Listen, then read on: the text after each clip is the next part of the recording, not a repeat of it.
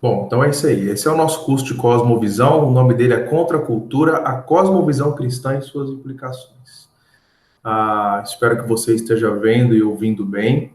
Caso você tenha alguma dúvida, caso você tenha alguma contribuição, fique à vontade em tirar o mute do seu microfone aí, e falar também. Se você quiser fazer o uso da sua contribuição ou dúvida usando o chat, também fique à vontade para isso, tá bom? Não, esse curso, ele é uma versão breve de 8 aulas que eu gravei sobre o tema. Então, o que a gente vai fazer aqui, na verdade, é dar uma sobrevoada, né? Vamos passar aqui para que você possa ter aquele overview, né? Uma boa visão geral de tudo que nós abordamos sobre cosmovisão. E não só cosmovisão cristã, mas também a cosmovisão cristã. Vocês vão entender o porquê disso e como que isso vai fazer sentido lá no finalzinho do nosso curso. Então, nós vamos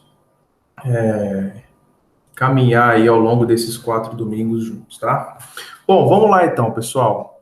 Deixa eu ver aqui se está passando. Está passando aí para vocês? Dá um ok para mim, se alguém puder falar se está na parte de abordagem. Só para eu saber se está indo aqui. Tá sim, ok. Tá ok? Obrigado, Mariela. Bom, então qual que é a abordagem aqui? A gente vai fazer uma abordagem geral do curso, o que quer dizer isso? A origem, desenvolvimento, consolidação e apropriação do termo de cosmovisão e das cosmovisões mais recorrentes que nós temos hoje, que aquelas que mais influenciam o pensamento humano, e a gente vai focar bem no pensamento ocidental, que é onde a gente está inserido, tá? Bom, o primeiro ponto, então, de uma abordagem geral é a necessidade da gente introduzir o conceito de cosmovisão e, dentro disso, ver quais são as raízes e os desenvolvimentos das primeiras e principais cosmovisões ao longo da história. Depois disso, quais os impactos delas no ambiente social e pessoal. Na verdade, o certo seria aqui pessoal e social, né, partindo do núcleo primário para o núcleo secundário e por aí vai. Em seguida, a apropriação de cosmovisão pelo pensamento cristão, ou seja, a gente precisa, antes de mais nada, antes de falar o que é cosmovisão cristã, nós precisamos assimilar primeiro o termo, como eu estou colocando aqui, né, a origem e desenvolvimento dele, a sua consolidação, até a gente apropriar, né, até fazer a apropriação desse pensamento pelo pensamento cristão, ou seja, pelo pensamento que ele é biblicamente orientado. Bom, em seguida, uma segunda abordagem geral é contra a cultura. Então, a cosmovisão cristã e suas implicações. E por que contra a cultura? Porque o evangelho ele é totalmente contra a cultura secular. Né? E é importante a gente frisar isso para a gente não trocar gato por lebre, não entrar na onda de acharmos que nós estamos fora da cultura, e nós não estamos fora da cultura, e nem apropriarmos a cultura à nossa fé, mas entender as implicações do evangelho dentro da cultura, ou seja, o evangelho dentro da cultura, ele é uma contracultura. Ele propõe uma nova visão de mundo. Por isso que Jesus fala, né? É chegado o reino de Deus. Então, nós fazemos parte de um novo reino, com outros valores morais, intelectuais, outras virtudes e uma ética diferenciada, mas dentro do mundo que nós estamos, que é o mundo caído. Então, nisso a gente vai falar dentro do espectro de uma estrutura que é muito utilizada, que é a tríade de criação, queda e redenção. Algumas pessoas já me ouviram falar sobre cosmovisão e eu normalmente uso um quarto elemento, que é a restauração. Eu estou colocando essa tríade aqui porque ela é a mais comum, mas no final, lá na última aula, a gente vai tocar sobre o tema da restauração, que é muito importante. Então, eu particularmente, eu uso numa narrativa, numa metanarrativa bíblica, esses 4 conceitos para falar de cosmovisão: criação, queda, redenção e restauração. Então, não vai ser diferente nesse curso aqui, mas inicialmente a gente vai consolidar bem essa tríade, que é o que você vai achar, achar basicamente, não só no cristianismo, mas toda a cosmovisão, ela tem essa estrutura de criação, queda e redenção. Então a gente vai ver isso ao longo do curso, mas só o cristianismo ele propõe de fato uma esperança futura, né? Uma esperança que ela está para além de uma redenção que se limita nessa terra.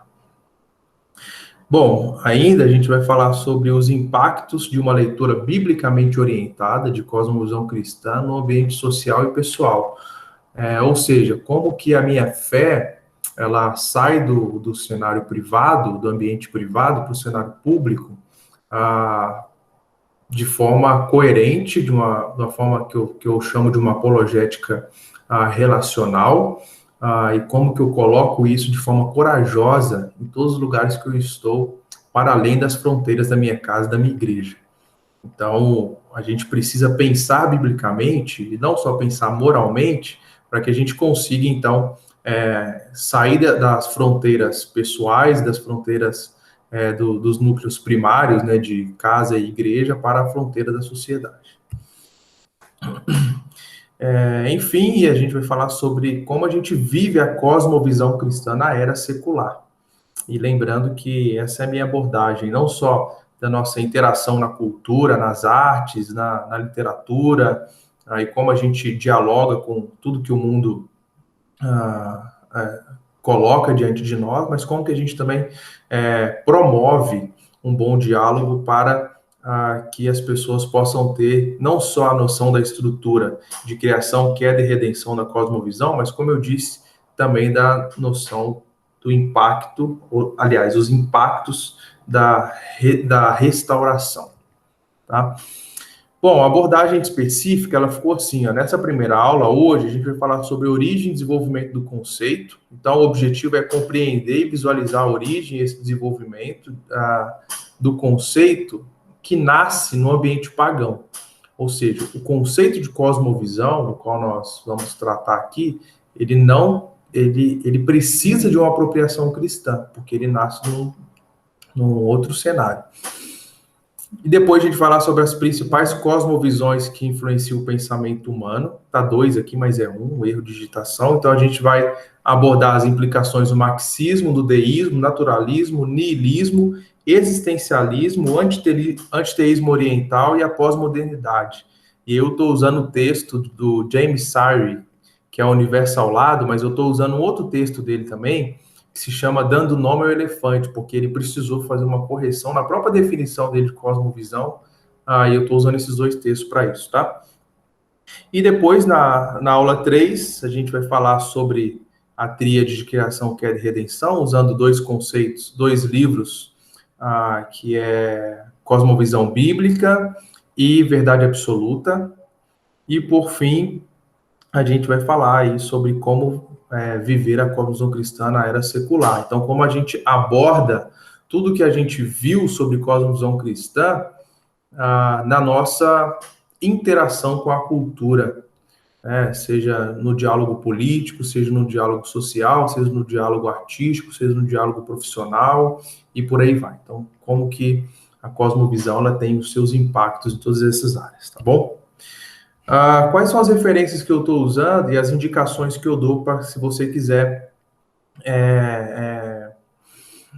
aprofundar no assunto? Tem todos esses textos aqui, mas eu quero indicar, na verdade, poucos deles. O primeiro é esse segundo de baixo para cima, que é um texto muito simples, embora ele seja muito profundo e muito bom, que é o texto do Timothy Keller.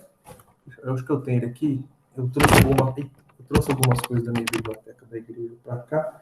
Acho que eu tenho ele aqui. Então, deixa eu pegar aqui para mostrar para vocês. Bom, então é esse texto aqui, ó. A Fé na Era do Ceticismo, do Timothy Keller. Como a razão explica Deus. Esse livro é muito bom porque ele vai passar sobre questões bem relevantes e atuais de como você deve, enfim, colocar a sua cosmovisão nessa era secular. Tem outros textos aqui nessa segunda página. Se você quiser aprofundar mais uma leitura social, que é esse livro aqui, O Evangelho, uma Sociedade Pluralista, do Les Newbigin. É um texto muito bom, ele é um pouco mais denso, mas ele trata alguns assuntos que o Keller não passa por ele.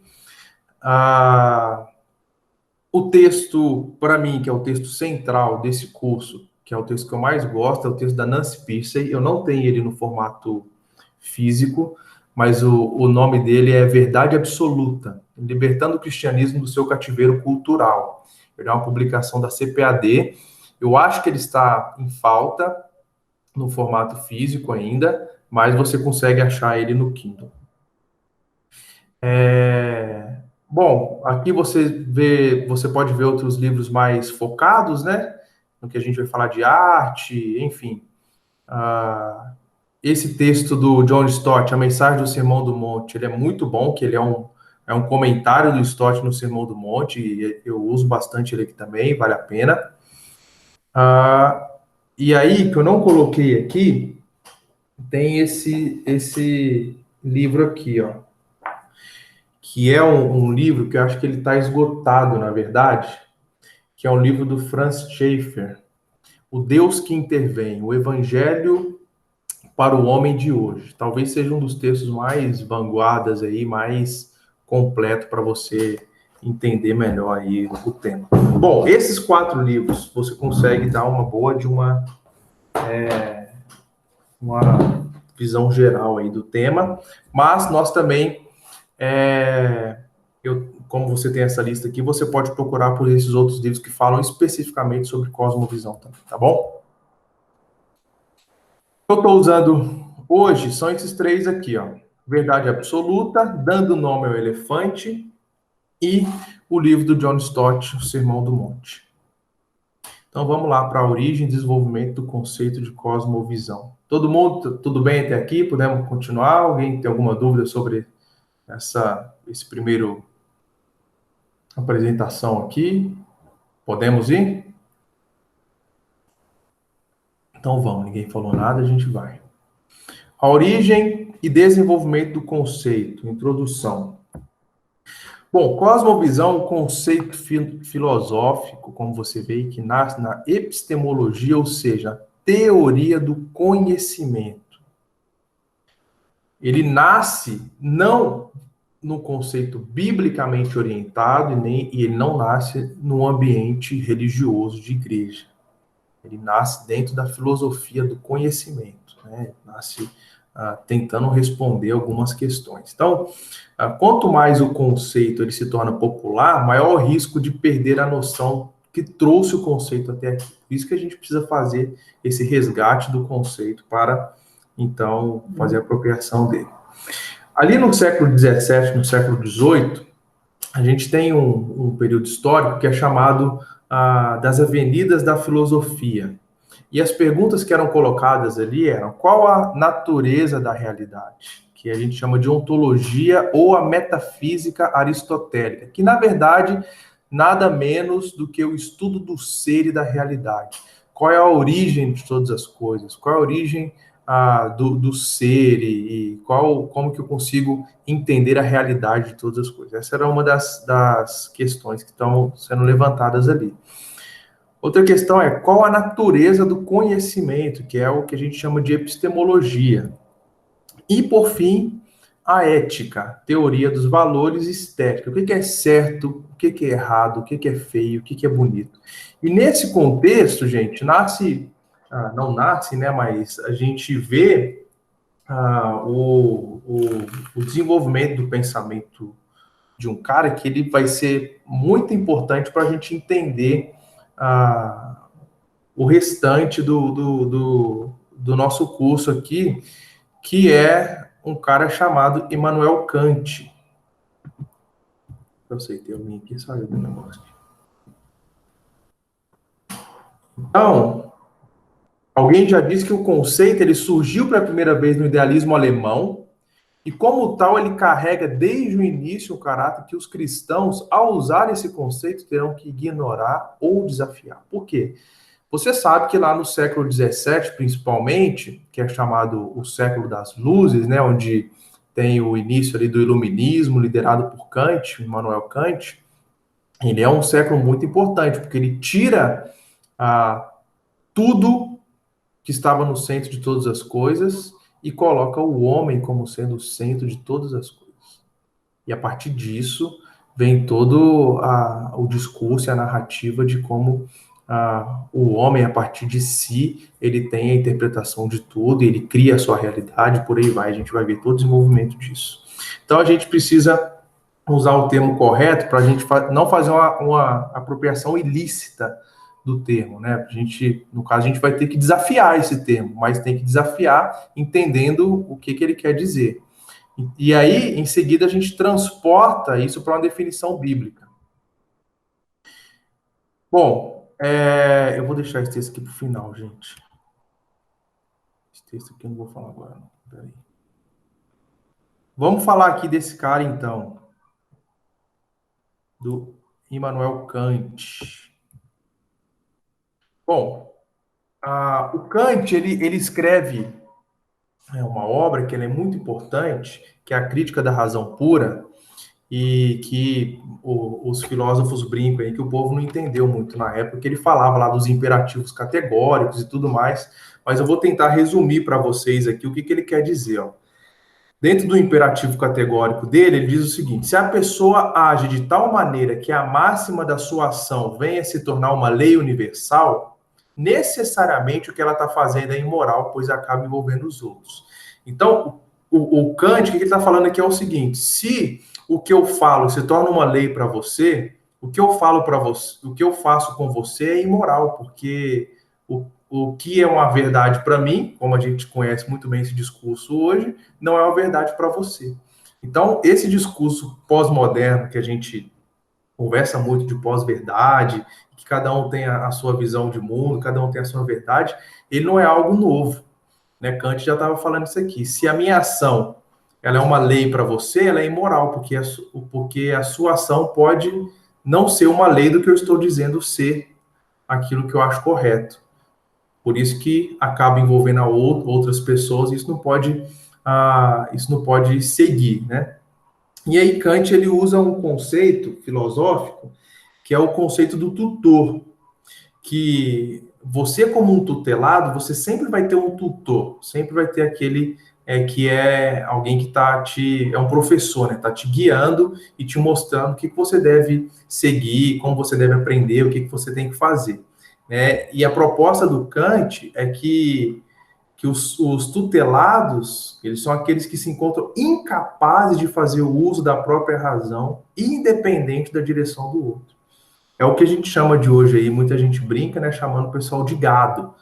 É aquele que não tem condições de pensar por si mesmo e precisa de alguém colocando alguma coisa na sua cabeça, alguém guiando, e o tutor, ele de certa forma vai moldando várias cabeças, várias pessoas de acordo com a sua cosmovisão. E a proposta de Kant é o seguinte: você tem que sair do tutelado para atingir o que ele chama, no conceito dele, de maioridade.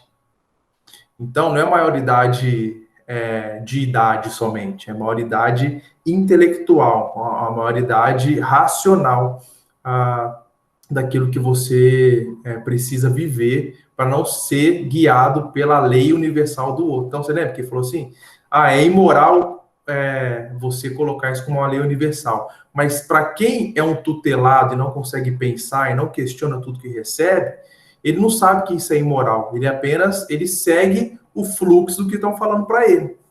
Ele segue o fluxo de tudo que tem que é dito e ele acaba engolindo tudo. E Kant está falando assim, não, isso aí é imoral, você não pode fazer isso.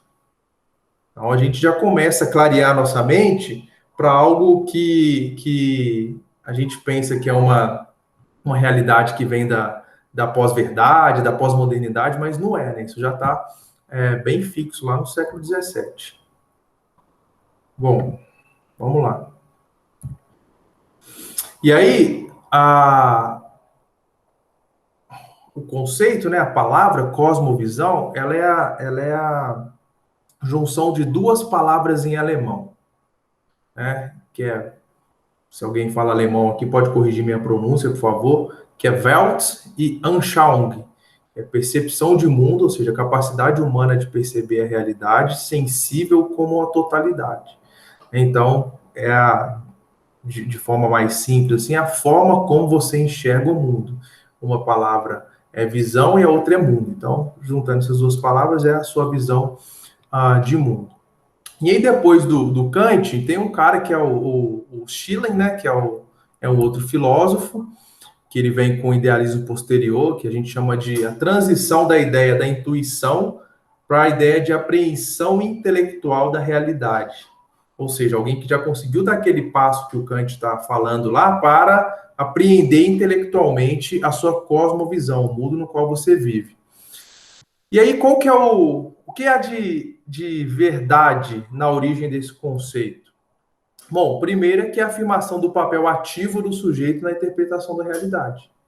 Gente, isso é muito importante, porque assim, pensa naquele momento, o cara sair de uma visão do que falam para ele do que é correto, e ele pensar e apreender a realidade a partir da sua própria visão de mundo. Isso é muito importante, é uma verdade que foi essencial para aquele momento. Mas nós não reagimos à realidade imediatamente, mas a gente interpreta a realidade. E é isso que os idealistas, no contexto do século XVII e XVIII, não entenderam. Eles achavam que a gente reagia, ou seja, que a gente olhava tudo isso e reagia conforme as nossas preferências. Mas não, a gente interpreta a realidade. Por que a gente não reage, a gente interpreta? Porque a realidade, ela já é realidade, queira eu ou não. Se olhar um pássaro, e se toda a vida eu aprendi que o pássaro não voa e eu vejo o pássaro voar, não é que eu estou fazendo uma coisa nova, estou só vendo e interpretando aquilo que é uma realidade. O pássaro voa, né? Enfim, é diferente de você tentar construir a realidade para si. Só que o resultado dessa ação é problemático, porque existe uma separação radical do ser e o conhecer. Veja, a realidade não é isenta de uma interpretação feita por Deus e comunicado por Ele através de sua palavra. Então, se a gente dá passos e passos e passos ainda para trás, nós vemos que Paulo está falando lá em Romanos 1. Deus deu a todos nós e a toda a raça humana a sua revelação geral. Ou seja, o ser humano olha para a realidade e a interpreta. Só que ele olha para a realidade e a interpreta de forma errada. Porque existe uma separação entre ser e conhecer. E é por isso que em Romanos 1, Paulo vai dizer que Deus entrega a humanidade às suas próprias paixões. Porque a humanidade olha e não reconhece quem Deus é. Então, existe um resultado problemático aqui no idealismo alemão. Isso quer dizer que é possível fazer uma leitura da realidade tendo as escrituras como parâmetro. E o problema, então, dessa antropologia iluminista é que ela limita o homem à sua informação intelectual. Veja, o que Kant e todos os seguidores estão falando é o seguinte: agora o que vale é a sua mente. Por isso que é a era das luzes, né? A era da iluminação da mente. Então, o que vale é a sua mente só. É o que eles chamam de o homem que é a cabeça de fósforo, né? Se queimar a cabeça ali já era, não tem mais nada. Então, não é... A gente sabe que nós não somos a nossa mente. Nós somos seres completos. Nós somos seres vivos. Nós temos mente, e a palavra mente e coração, tanto no Antigo e no Novo Testamento, ela usa o mesmo conceito. Nós temos um Espírito Santo dentro de nós temos a alma, o que nos diferencia dos animais, né? Então, veja, o problema do iluminismo é esse, é que ele coloca o homem apenas como um ser pensante. Então, se tem alguma coisa fora da realidade, da mente, da cognição, ela não vale mais nada, e a gente sabe que isso não é uma verdade. E depois vem um cara que é o Hegel, e ele vai tratar a visão de mundo como uma manifestação temporal e contextual do espírito absoluto. é a ideia de assimilar e compartilhar aquilo que é inconsciente a nós. Ele vai falar das artes como a arte como a manifestação mais fidedigna da cosmovisão em uma época do contexto cultural. O Francis Schaeffer, ele fala que todo artista, toda arte revela a cosmovisão do seu artista. E provavelmente ele está reverberando aqui o que o Hegel fala. E aí, só que isso entra no subjetivismo, né? Aquilo que eu estou pintando não necessariamente é aquilo que você está interpretando, né? E depois isso passa por relativismo, que é relativo à sua época e contexto, ou seja, coisas podem ser interpretadas de diferentes formas, em diferentes contextos e épocas, só que o problema do conceito do Hegel é que o homem é restrito ao seu contexto e à sua época. E quando a gente pega a palavra de Deus e coloca nesse cenário aqui, a gente vê que a palavra de Deus ela é eterna. Ela é a mesma ontem, hoje e vai ser eternamente. Nós vemos que o Senhor é uma rocha segura, ou seja, o tempo e o contexto não vai fazer com que essa rocha caia. Os fundamentos do Evangelho são pilares bem firmados no Senhor, na obra de Cristo, que segundo Pedro, na sua primeira carta, diz que é conhecido desde antes da fundação do mundo. Ou seja, quando a gente já coloca de cara esse conceito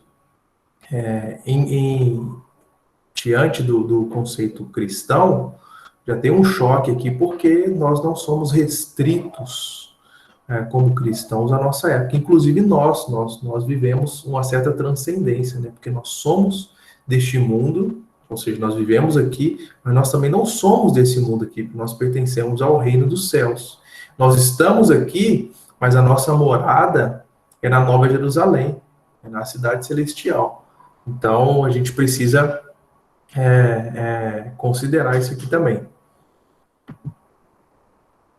Vamos lá.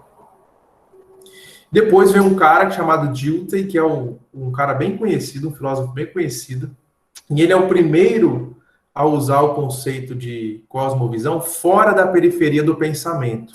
E um dos livros que eu indiquei aqui, de um cara cristão, que é o David Nagle, ele diz que Dilthey formula uma estrutura de cosmovisão composto por uma concepção metafísica, axiológica e moral, ou seja, é uma teoria da realidade do conhecimento e valores. Então, ele expande o negócio, ele tira da mente e coloca na realidade. Fala, gente, esse negócio não é só coisa para a gente ficar na academia, os filósofos ficarem pensando como é que você apreende todas as coisas, como você interpreta o mundo, enfim. Não, ele tira isso da mente e do vício iluminista, ele coloca isso na vida real. Como eu interpreto o mundo agora, os conhecimentos, valores e tudo mais. Então, ele coloca, na verdade, em prática, aquelas 3 perguntas iniciais lá. Qual a natureza de todas as coisas? Qual a origem de todas as coisas? Como que eu diferencio o que é belo, o que é feio, o que é certo, o que é errado, por aí vai.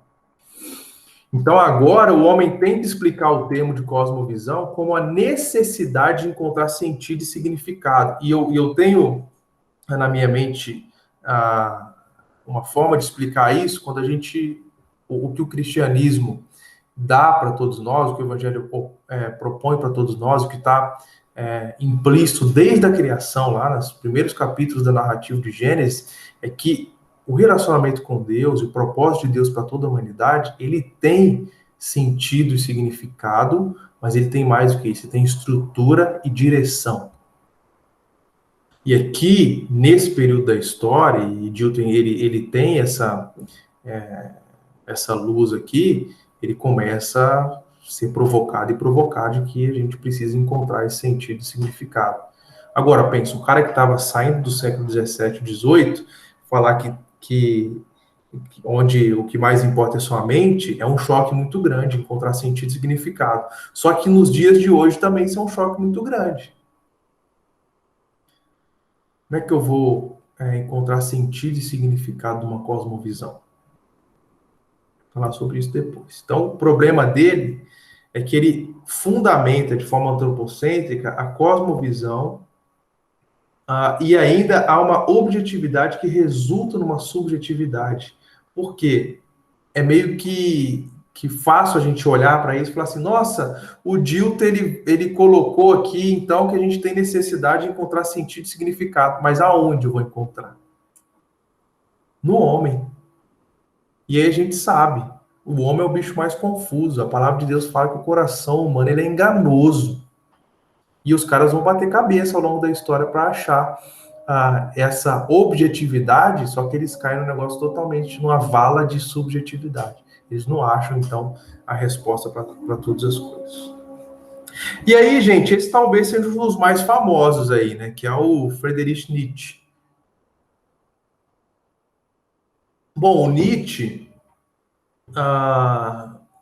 ele é famoso por causa das frases dele, por causa da influência dele no pensamento nazista alemão, né? E por aí vai. Mas ele é muito importante a gente entender o pensamento de Nietzsche, porque ele é o primeiro pensador que, primeiro, ele é anticristão a pensar a cosmovisão como objetivo e absoluto.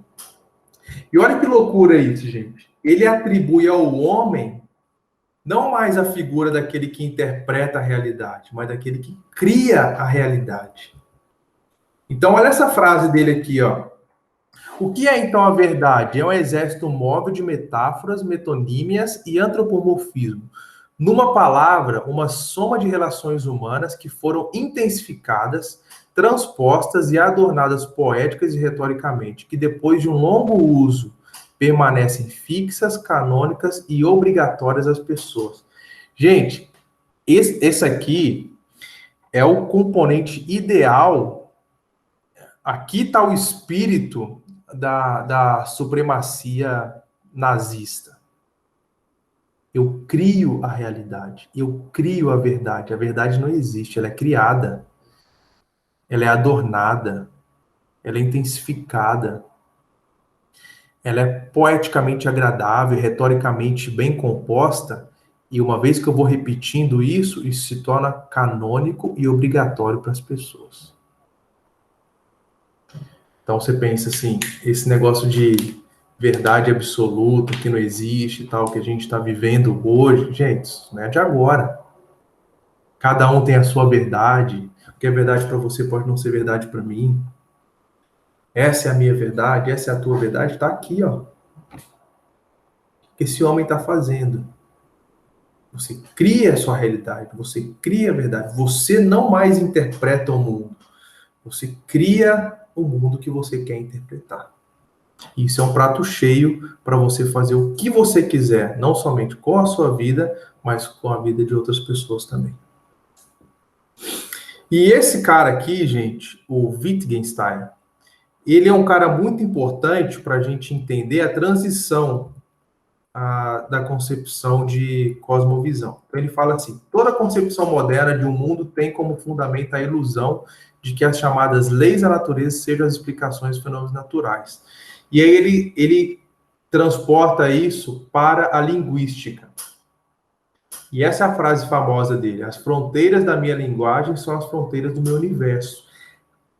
Isso aqui, gente, é como se a gente pegasse o que o Nietzsche fala sobre criação da realidade e aplicasse isso ao contexto literário. Ou seja, o que eu escrevo, a minha linguagem, isso é parte do meu universo. E aí ele substitui o termo de cosmovisão para retratos de mundo. Então, a linguagem dele, seus vários universos, essas são as suas fronteiras, né? Só que o problema dele é que ele reduz a nossa apreensão da realidade a um fenômeno totalmente linguístico, a narrativa. E mais uma vez a gente já transporta para os tempos de hoje e fala assim, nossa, como que as narrativas elas são construídas, elas são bem adornadas, elas são bem elaboradas, tá aqui. Então você pensa assim, nossa, a gente está vivendo numa era aí das fake news, né? E como o povo compartilha fake news, como o povo elabora fake news, como o povo crê nessas demais coisas, mas a grande verdade é que essa fronteira linguística, ou seja, a apreensão da realidade a partir de um fenômeno linguístico, isso já existe há tempos. Só que isso foi ganhando cor, ganhando forma, ganhando novas formas, sendo aprimorado até chegar ao que a gente chegou nos dias de hoje. Aí tem o Michel Foucault, que vai usar o termo de epistemologia como conhecimento subjetivo. Ele relaciona a cosmovisão com o poder, e ele diz o seguinte: cosmovisões são meramente construções linguísticas de uma elite de poder. São as fachadas de uma realidade ausente e funcionam como meios eficazes de apreensão social. Então, aqui a gente vê como que o pensamento socialista, né, ele já estava tomando forma para colocar também a cosmovisão dentro dessa caixinha. Então, ela é uma construção linguística para uma elite de poder. Só que o que é mais irônico nessa história toda é que elite de poder que forma a cosmovisão são os próprios filósofos, sociólogos e essas pessoas que estavam sentados nas torres de marfins, né? Gente que estava acima da sociedade, gente que estava, enfim, não estava vivendo a opressão de fato, mas gente que estava dentro do seu conforto. E isso continua sendo uma realidade também. Bom, quais são meus apontamentos finais sobre isso? Primeiro, que cosmovisão nasce no contexto de uma filosofia apóstata. Segundo, a gente tem pontos positivos, que é apontar o papel ativo do sujeito no processo de conhecimento, explicar a origem fundamental das distinções de interpretação, né, distinções hermenêuticas.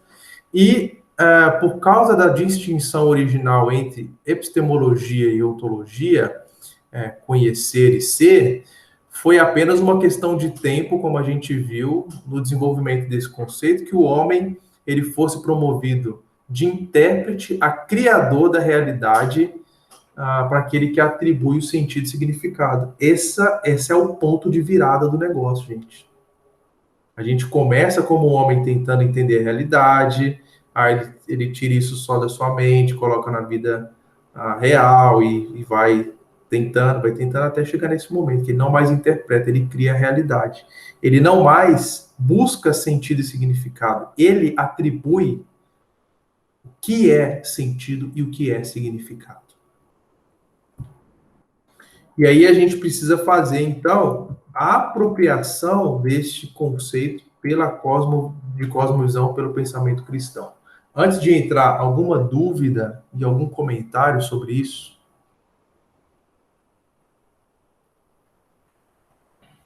Não? Vocês estão me ouvindo aí? Tá tudo certo? Dormiram? Essa parte é chata, né? Que é mais filosófica, é um panorama aí que a gente precisa fazer, porque senão depois a gente não vai entender direito por que a gente chegou aqui e como que tá. Silvia, quer falar? Eu fiquei com uma questão aqui, logo no começo, quando você falou do Kant, Sim. que ele fala da imoralidade, né? Uhum. Em você fazer um imperativo categórico, né? Isso. Essa coisa de... Eu achei curioso ele falar imoralidade, sendo que... Da onde ele tirou o conceito de moralidade, então, né? Porque para a gente tem uma base sobre isso, mas assim, então o que é ser imoral ou não ser imoral? E daí que começou toda a história, né? Uhum. No pensamento kantiano, o que é ser imoral para Kant é exercer a sua verdade sobre o outro. É o que ele chama de você ser o tutor dos demais. Por isso que ele propõe a saída da menoridade para a maioridade. Né? Então, para ele, isso é imoral. Você não pode falar para mim o que é certo e o que é errado. Você não pode colocar o que você acha como verdade como a lei universal para mim. E ele leva isso às últimas consequências, até porque naquele momento a gente tinha um poder muito forte da religião, do pensamento filosófico religioso e do desenvolvimento do pensamento cristão. E aí ele tira tudo isso e fala, não, vocês não podem ter isso como uma verdade universal para vocês. Você fazer isso com o outro é imoral. Então, esse é o conceito de imoralidade do pensamento kantiano. Mas acaba sendo meio paradoxal, né? Porque como ele estabelece isso acaba sendo quase um ponto fixo que também você poderia questionar, né? Que é imoral, que é imoral, porque você está falando que não pode. Exatamente. Então, se você está falando que não pode, você também está colocando um decreto. Esse é o argumento mais lógico, né? Mas é isso aí. É isso. Obrigado Obrigada pela a você. contribuição. Mais alguém, gente, tem alguma coisa aí? Então tá. Então vamos continuar aqui. A apropriação do conceito a partir do pensamento cristão. Bom, o primeiro cara que vai fazer a apropriação cristão é o James Orr. Bom, ele é o primeiro pensador cristão a usar o conceito, e o conceito veio da percepção de mundo moderno para o pós-moderno, e no modo como o cristianismo era criticado. Então ele usa o termo como a tônica apologética. Gente, apologética não é briga, tá? A gente sabe, a gente vê muito aí gente falando que fazer apologética e tal, fica brigando na internet, não é isso não.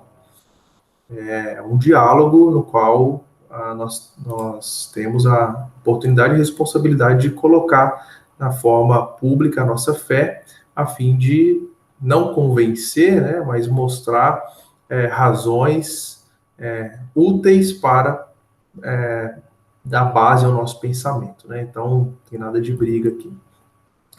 E aí ele coloca cosmovisão além da privatização da fé cristã.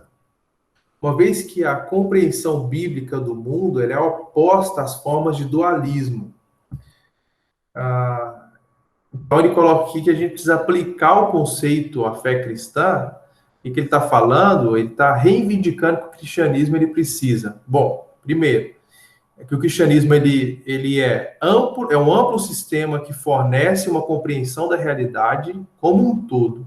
É uma unidade orgânica, que faz distinta de todas as demais compreensões do mundo. Por isso que eu falei que a gente vai lá na última aula, a última parte da metanarrativa de criação, queda e redenção, que é a restauração. O cristianismo ele é amplo, mas ele é bem amarrado, ele é orgânico. Então você pega a Bíblia, ela de capa a capa ela tem um sentido. De capa a capa ela tem uma narrativa comum. E com todas as suas matizes, com todas as suas cores, com todas as suas peculiaridades, com todos os seus livros, com todos os seus conceitos, está dentro de uma metanarrativa comum.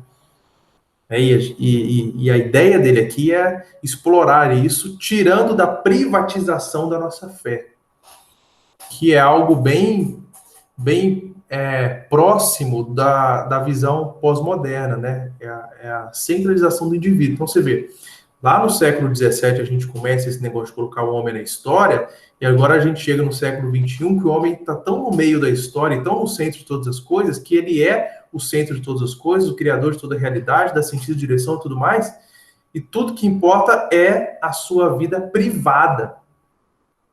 Ou seja, eu não posso colocar o que eu penso na esfera pública.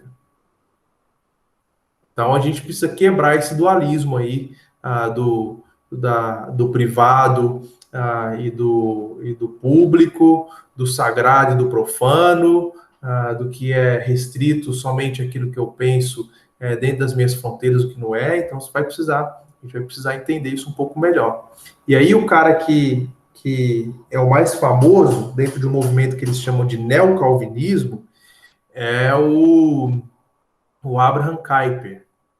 O Abraham Kuyper tem até um livro dele que eu cito aí, que é uma palestra que ele deu em Princeton. É um livretinho bem pequenininho, legal de ler, óbvio, fazendo as suas críticas, mas ele é um cara que ele começa a popularizar esse conceito, né, que ele chama de biocosmovisão, que é o universo na natureza e o universo da cultura. Ele é um dos fundadores do neocalvinismo holandês. Em particular, ele percebe-se um otimismo ingênuo do neocalvinismo em redimir a cultura. Então, tem muita gente que coloca a sua esperança de que Cristo e o Evangelho vai redimir toda a nossa cultura. Não, gente, a gente sabe que dentro dos poderes cósmicos, dentro do poder de Deus, da soberania de Deus, o diabo exerce o seu poder nesse mundo, no qual ele é o príncipe, né?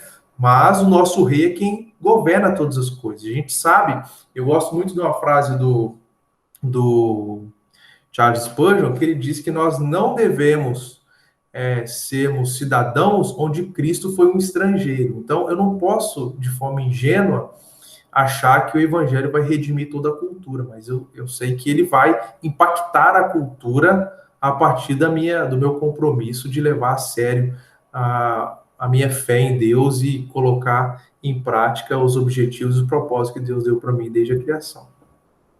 O neocalvinismo é uma tentativa de promover um cristianismo revitalizado que pressupõe a presença cristã renovada em todas as esferas da vida. Então, qual que era o objetivo dos caras? Sair dessa quebra que o James Orr coloca, né, de você deixar sua fé só no âmbito privado. Não. A gente tem que tirar a nossa fé do âmbito privado e colocá-la em todas as esferas da sociedade. Deixa eu ver se eu tenho um negócio aqui, rapidinho, que vocês vão entender melhor o que eu... Deixa eu ver se eu... Não tem.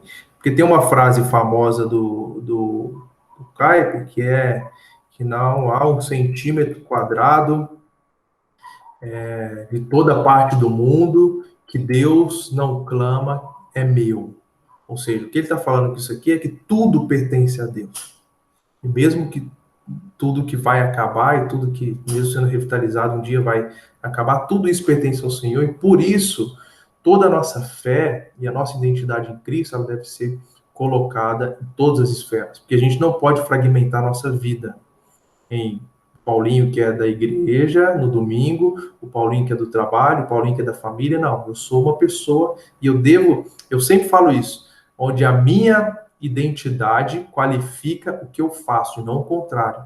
Não o que eu faço qualifica a minha identidade. Cristão, isso não é uma realidade.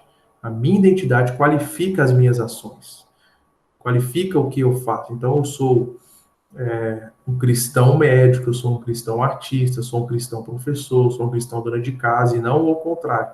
Né? Eu não posso fazer isso, porque senão a gente inverte as prioridades das coisas. E o Kuyper é o primeiro a promover esse esboço aí, de criação, queda e redenção. Curiosidade sobre ele fundou o Partido Político Antirrevolucionário contra a Revolução Francesa, ele que fundou a Universidade Livre de Amsterdã, a descoberta e ênfase no exercício do mandato cultural, que é o nosso desenvolvimento na cultura, na intelectualidade, nas profissões e desenvolvimento do mundo. A ideia de fé como função estrutural humana, e aqui está a frase dele, ó, não há um único centímetro quadrado em todos os domínios de nossa existência sobre os quais Cristo, que é soberano sobre tudo, não clame, é meu. Então, você olha, tudo que esse cara fez, gente. Fundou a universidade, ele foi o primeiro-ministro holandês, foi, enfim, um intelectual, alguém de muita proeminência que impactou através da sua cosmovisão cristã.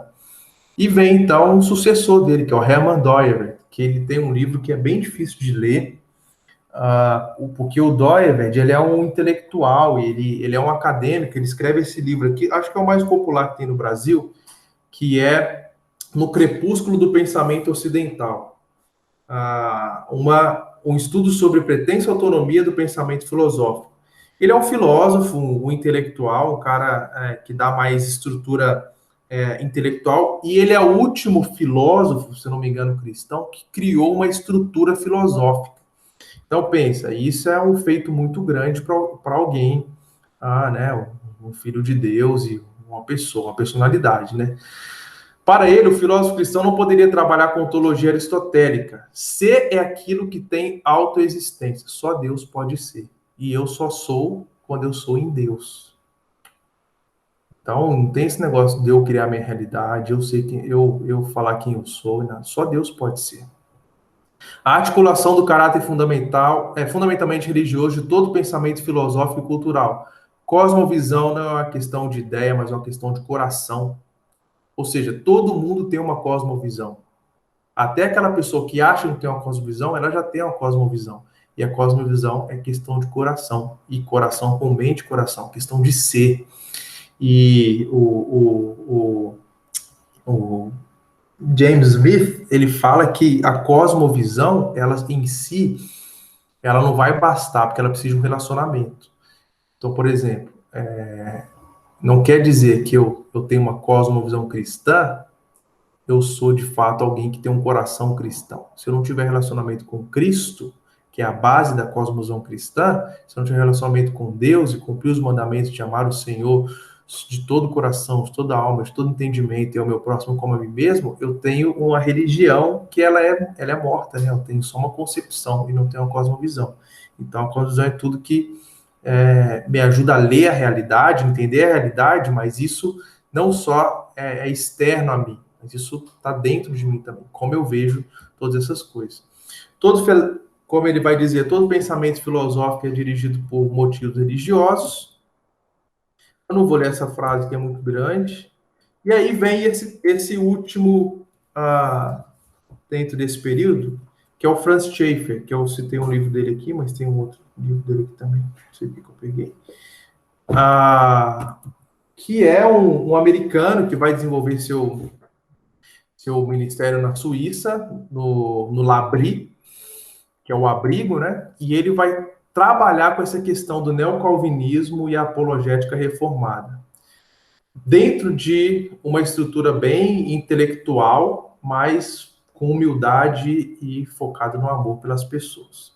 Ele propõe a leitura biblicamente orientada da cultura ocidental por meio da ideia de cosmovisão. Gente, isso é muito impactante, porque a aplicação dos impactos da ideia de cosmovisão para a apologética, ela tem impacto direto na evangelização. Então, a fé cristã propõe mais do que um caminho para a salvação pessoal e para a vida eclesiástica. Ela propõe também uma nova interpretação da realidade. O cristianismo é uma cosmovisão. Essa é a pegada forte aqui do Franz Schaeffer. Eu faço apologética mostrando que o cristianismo não é só como eu vejo o mundo e como a minha igreja vê o mundo. Como o mundo realmente é e como o cristianismo realmente é e os impactos dele. Então eu pego esse óculos chamado cristianismo, coloco, eu vivo, eu me aproprio disso e eu consigo ver a realidade tal como ela é, mas tal como eu enxergo, não é a realidade que me fala, que me dá o subsídio para enxergar, é a palavra de Deus. Por isso que é a leitura biblicamente orientada da cultura por meio da cosmovisão cristã. Isso muda todas as coisas, gente. Porque eu posso olhar a cultura, colocar o óculos da cultura e tentar ler o cristianismo. A gente vai bater cabeça, não vai dar certo. Aí eu pego e faço o contrário. Coloco o cristianismo e eu leio a cultura, porque a Bíblia vai me dar os elementos suficientes para entender a cultura. E por fim, que seria a nossa convidada desse ano para um congresso aqui na igreja, ficou para o ano que vem, que é a Nancy Pearcey, que é considerada a cristã intelectual mais proeminente da América. Ela foi discípula do Franz Schaeffer em L'Abri. E ela reivindica a necessidade de resgatarmos o cristianismo no seu cativeiro cultural. E eu vou parar por aqui. O argumento dela que ele não é apenas uma verdade religiosa, mas ele é a verdade sobre toda a realidade. É a verdade absoluta de Deus que se insere em todos os aspectos da vida humana, inclusive a vida intelectual. Então, o primeiro passo para a gente formular uma cosmovisão cristã é superar essa divisão severa que existe entre coração e cérebro. E ela vai dizer assim: temos de rejeitar a divisão da vida em uma esfera sagrada, limitando as coisas como adoração e moralidade pessoal, em oposição a uma esfera secular que inclui ciência, política, economia e o restante do cenário público. A crítica dela é essa. Eu não posso, e ela vai falar muito disso no seu livro, eu não posso viver em dois pavimentos, do sagrado em cima e o profano. Eu vivo o sagrado na igreja, mas no meu trabalho eu não tenho como viver o sagrado. Como é que eu vou redimir ciência, política, economia? Como é que eu vou olhar o cenário público, as políticas públicas, sociais, com a visão cristã? se o meu pensamento ele é viciado em olhar somente para dentro da igreja, somente para a religião como algo privado. E ela vai colocar a necessidade disso aqui. Eu falo, não é assim que funciona, gente. A gente tem que superar isso. Você tem que descer tudo, colocar no mesmo nível e falar, existe uma vida. E essa vida, como diz o Kuyper lá atrás, não tem nenhum centímetro quadrado que Cristo, que é soberano sobre tudo, não clame é meu. Ou seja, se a minha vida é dele, é tudo dele também. Onde eu estou também é. Então, eu faço o que eu faço, não porque eu quero fazer alguma coisa, porque eu quero ganhar algo. Eu faço o que eu faço por quem me salvou e quem me deu sentido, significado, estrutura e direção. E isso muda todas as coisas. Porque agora eu olho para o meu cenário de trabalho e falo assim, bom, eu sou um médico, e eu sou um médico que tem que viver para a glória de Deus em todos os ambientes. Então, eu sei que o Fernandinho está aqui, ele é anestesista, né? Quais são as melhores técnicas e quais são os estudos mais avançados sobre anestesia que existe hoje? Porque eu preciso me aprimorar, não porque eu quero ser um bom profissional, porque eu trabalho para Deus. E como eu trabalho para Deus, eu preciso ser o melhor para Ele. Não é uma questão de orgulho, não é uma questão de... É uma questão de coração devotado por Senhor. Como que um político vai exercer isso, como que o cientista vai exercer isso, como a dona de casa vai exercer isso, como o professor vai exercer isso, e por aí vai. A gente precisa tirar essa divisão da vida sagrada e da vida secular. Tudo é sagrado, porque nós pertencemos ao Senhor. Nós somos habitados pelo Espírito Santo de Deus. Por isso, tudo é sagrado. Antes, lá no Gênesis, a forma de relacionamento de Deus com o homem era na viração do dia. E a gente viu que o homem cai. Deus chega na viração do dia e o homem se esconde. Agora que eu tenho o Senhor morando dentro de mim, não tem viração do dia. Ele está comigo o tempo todo. Não tem como me esconder. Não tem como eu fugir. O Espírito Santo está dentro de mim. O relacionamento ele é permanente. Ele deve ser cultivado diariamente. Para que então o Espírito molde a minha visão de mundo através da Bíblia, através do cristianismo, para então eu, dentro das minhas possibilidades, poder colocar aquilo que é do cristianismo na vida real. Bom, deixa eu só fechar isso aqui, ó, que ela vai... É necessário libertar o evangelho do seu cativeiro cultural e restabelecê-lo ao status de verdade pública. Somente com a recuperação da visão holística, ou seja, do todo da verdade total, é que conseguiremos libertar o evangelho para se tornar a força redentora em todas as áreas da vida. Não que ele ficou preso e que ele é fraco, gente. Quando o Senhor Jesus fala com Pedro, ele fala assim, olha, você é Pedro, sobre essa rocha eu construí a minha igreja e as portas do inferno não prevalecerão contra ela. O evangelho está sempre no ataque, ele está sempre na ofensiva. O que aconteceu com o advento do pensamento secular e toda a pressão de privatização dos seus valores pessoais é que o evangelho também, né, dentro do pensamento ocidental, ele virou algo restrito à sua pessoalidade, ao seu núcleo primário. E ele não é para isso. O evangelho é força, é poder, é por isso que a gente prega, é por isso que as portas do inferno não prevalecem. A gente vai lá, arromba a porta do inferno, fala do evangelho, aquele que crê, aquele que o Senhor quer para ele, chama para si, ele vem, a gente vai lá e traz ele para cá. E isso é esfera pública. Isso não pode ficar dentro da nossa esfera particular. Isso é esfera pública. Mas isso não quer dizer que eu vou pegar e colocar um caixote na esquina da minha casa e vou ficar pregando o evangelho. Pode ser que alguém se converta, pode ser que alguém use do evangelho.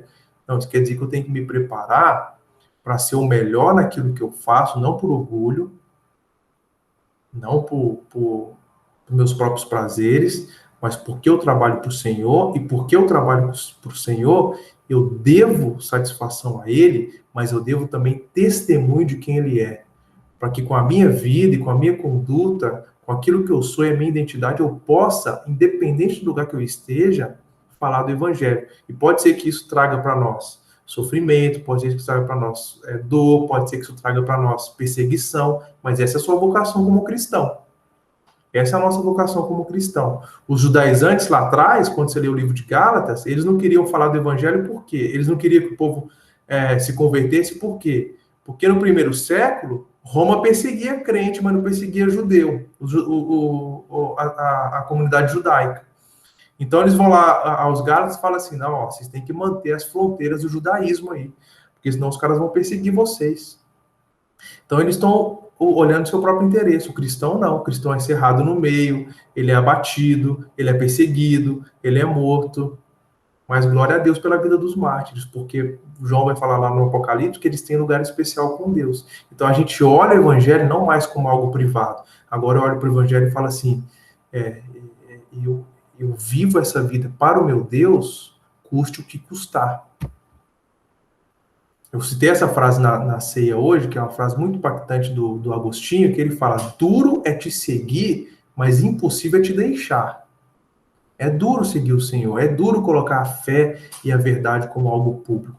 É duro a gente tirar esse dualismo de dois pavimentos e colocar na vida real. Mas é impossível a gente manter uma vida que não vive essa realidade da fé pública, da cosmovisão pública. Eu sou o que eu sou, eu vejo como eu vejo, eu faço o que eu faço, porque Deus fez isso por mim. Que Ele permite que eu viva assim.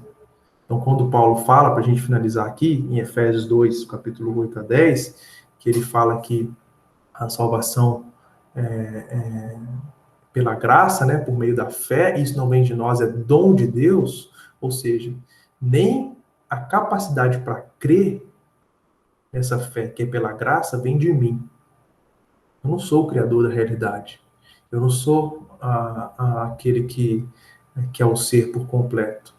Eu recebo um dom de Deus, eu recebo um presente para crer. Até isso é um presente. Isso mostra a nossa falência espiritual. Isso mostra que a gente não consegue absolutamente nada. Isso mostra que essa cosmovisão, essa visão de mundo, da qual Deus dá para mim, para você, ela tem que ser uma realidade em todas as esferas. Custe o que custar. Porque no fim, como diz o salmista, não é nada para nós. O salmista vai dizer, não a nós, Senhor, não a nós, mas ao teu nome dá glória. Por aquele que morreu por nós, por aquele que nos salvou, por aquele que nos redimiu, por aquele que nos deu estrutura e direção. Nós vivemos para ele. Custe o que custar. Então essa é a minha introdução, gente. Espero ter, enfim, dado um panorama aí dessa transição do que é a cosmovisão, da sua origem, como ela se apropria no pensamento cristão. Na próxima aula eu vou definir com vocês cosmovisão, a partir de alguns pensadores, e mostrar então como cosmovisão é tida dentro daquelas religiões ou cosmovisões, pode chamar aí,